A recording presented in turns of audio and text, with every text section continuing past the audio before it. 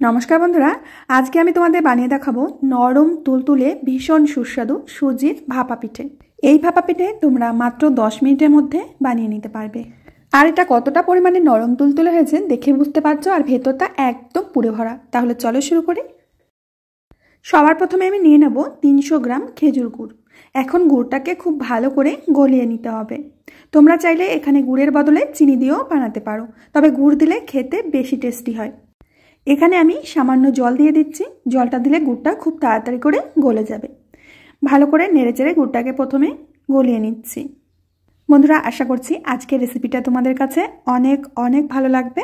ভালো লাগলে লাইক করবে, কমেন্ট করবে আর বন্ধুদের সাথে শেয়ার করবে। গুড়টা ভালোভাবে গলে গেছে। এখন এর মধ্যে দিয়ে দেব আমি 1 কাপ মতো গুঁড়ো দুধ। এখানে 50 গ্রাম মতো দুধ আছে। দুধটাকে খুব ভালো করে গুড়ের সাথে এইভাবে মিশিয়ে নিতে হবে।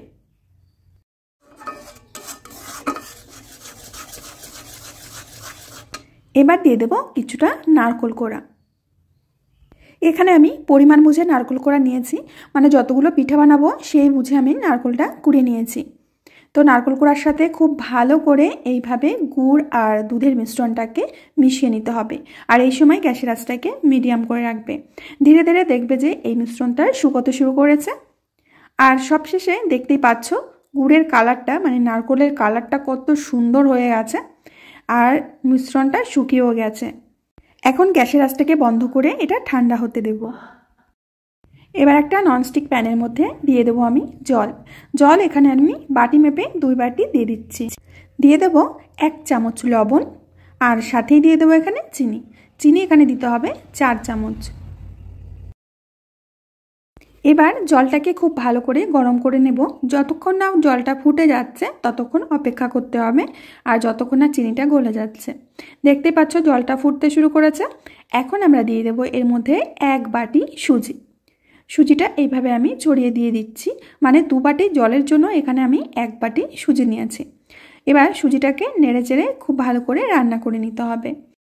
ধীরে ধীরে সুজিটা ঘন হতে শুরু করবে, আর অবশেষে দেখবে যে একটা ডোয়ের আকারে পরিবর্তন হয়ে গেছে। তো দেখতে পাচ্ছ ধীরে ধীরে সুজিটা একটা ডোয়ের আকার নিয়ে নিচ্ছে। আর সুজিটা রান্না করতে খুব বেশি সময় লাগে না। আমরা সবাই জানি সুজি খুব তাড়াতাড়ি সিদ্ধ হয়ে যায়। তো বন্ধুরা, দেখতে পাচ্ছ যে সুজিটা অনেকটাই ঘন হয়ে গেছে আর একটা ডোয়ের আকার নিয়ে নিয়েছে। সুজিটাকে একটা থালার মধ্যে নিয়ে গরম গরম অবস্থায় এইভাবে হাত দিয়ে মেখে নিতে হবে। ঠেসে ঠেসে, আমরা ঠিক যেরকম পুলি পিঠা বানানোর সময় চালের গুঁড়িটা ঠেসে ঠেসে মেখে নিই, ঠিক সেইভাবে সুজিটাকেও মেখে নিতে হবে। সুজিটা মাখার সময় একটুখানি ঘি হাতে মাখিয়ে নিচ্ছি, যাতে সুজিটা একেবারে মসৃণভাবে মাখা হয়। বন্ধুরা, যদি রেসিপি দেখে ভালো লাগে প্লিজ কমেন্টে জানাবে। তোমাদের সুন্দর সুন্দর কমেন্টগুলো আমার পরবর্তী ভিডিও বানানোর উৎসাহ যোগায়। তো বন্ধুরা, ঠেসে ঠেসে ভালো করে আমি সুজির ডোটাকে মেখে নিচ্ছি, দেখতে পাচ্ছ। এবার এখান থেকে অল্প অল্প করে ডো নিয়ে, ঠিক দেখো আমরা পিঠেগুলো যতটা বড় বানাবো ঠিক ততটা করে ডো আমাদের নিতে হবে। তো আমি সেই পরিমাণ মতো ডো নিয়ে ডোগুলোকে এইভাবে আলাদা করে রাখছি, যাতে প্রত্যেকটা পিঠা সমান মাপের হয়। এবার এখান থেকে একটা ডো নিয়ে আমি হাতের মধ্যে প্রথমে এইভাবে মুঠো পাকিয়ে নেব। তারপরে এইভাবে 2 হাতের তালুতে রেখে গোল করে নিতে হবে। এবার ঠিক যেমন আমরা পুলি পিঠার বাটি তৈরি করি সেইভাবে একটা বাটি তৈরি করতে হবে। আর বন্ধুরা, এটা মনে রাখবে সুজির ডোটা যাতে যথেষ্ট পরিমাণে নরম হয়। একটু শক্ত হয়ে গেলে কিন্তু পিঠাগুলো শক্ত হয়ে যাবে। তো এর ভেতরে আমি পুর দিয়ে দিচ্ছি। পুর দিয়ে মুখটা বন্ধ করে দিতে হবে, মানে সিল করে দিতে হবে ঠিক এইভাবে। এবার আবার হাতের মধ্যে নিয়ে আমরা এটাকে গোল পাকিয়ে নেব। তো বন্ধুরা, দেখতেই পাচ্ছ একটা পিঠা আমাদের কিন্তু তৈরি হয়ে গেছে। আমি তোমাদের আরও একটা পিঠা তৈরি করে দেখিয়ে দিচ্ছি। এইভাবে 2টো আঙুল দিয়ে চেপে চেপে বাটিটাকে তৈরি করে নিতে হবে। খুব মোটা কিন্তু রাখবে না, আমি ঠিক যেমনটা রেখেছি এরকমই রাখতে হবে। খুব মোটা রাখলে কিন্তু পিঠাগুলো খেতে অতটা ভালো লাগবে না। এখান থেকে আমি পুর নেব, পুর নিয়ে মাঝ বরাবর এইভাবে দিয়ে দেব। তারপরে মুখটাকে সিল করে দিতে হবে ঠিক এইভাবে। একদম সহজ পদ্ধতি বন্ধুরা, তোমরা সবাই একবার দেখলেই বানাতে পারবে। হাতের মধ্যে নিয়ে এইভাবে আবারও গোল করে নিতে হবে। তো আমি একে একে প্রত্যেকটা পিঠা আগে তৈরি করে নিচ্ছি। এই পিঠেগুলো খেতে এত ভালো লাগে তোমাদের আমি বলে বোঝাতে পারবো না। তবে পিঠের ডো আর পিঠের পুরটা আমি ঠিক যেভাবে বানিয়েছি তোমরাও এইভাবে বানালে তবেই কিন্তু খেতে ভীষণ ভালো লাগবে। তো সমস্ত পিঠাগুলো আমি তৈরি করে নিয়েছি, দেখতেই পাচ্ছ খুব সুন্দর লাগছে দেখতে। এবার একটা ছিদ্রযুক্ত থালার মধ্যে আমি কিছুটা তেল ব্রাশ করে নিচ্ছি। তেল ব্রাশ করলে পিঠাগুলো খুব সহজে থালা থেকে উঠে আসবে, তেল ব্রাশ না করলে থালার মধ্যে লেগে যেতে পারে। তো একটা একটা করে আমি পিঠা থালার মধ্যে সাজিয়ে দিচ্ছি।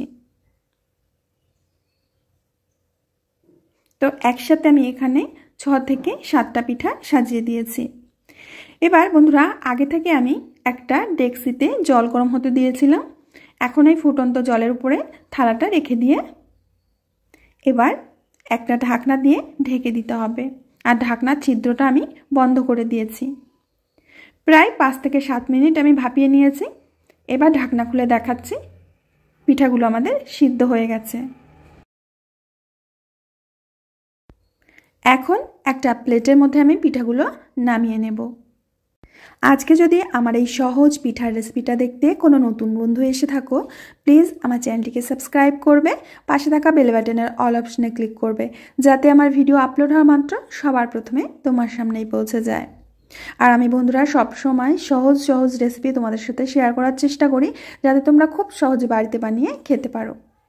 তো সমস্ত পিঠাগুলো আমি তুলে নিয়েছি। আর এটা কতটা পরিমাণে নরম হয়েছে তোমরা দেখেই বুঝতে পারছো, একেবারে সফট। এবার একটা পিঠে আমি তোমাদের কেটে দেখাচ্ছি।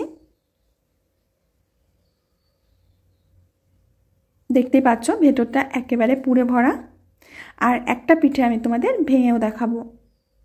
তোমাদের আমি দেখিয়ে দিচ্ছি যে কতটা পরিমাণে নরম তুলতুলে হয়েছে। আর পুরটা যেভাবে বানানো হয়েছে তোমরা অবশ্যই পুরটা এইভাবেই বানাবে। তো আমার প্রিয় বন্ধুরা আমি আজ এখানেই বিদায় নেব। আবার আসবো নতুন একটা রেসিপি নিয়ে। ততক্ষণের জন্য সবাই ভালো থেকো, সুস্থ থেকো, সকলকে সুস্থ রেখো। কমেন্টে অবশ্যই জানিয়ে যে আজকের রেসিপিটা তোমাদের কেমন লেগেছে।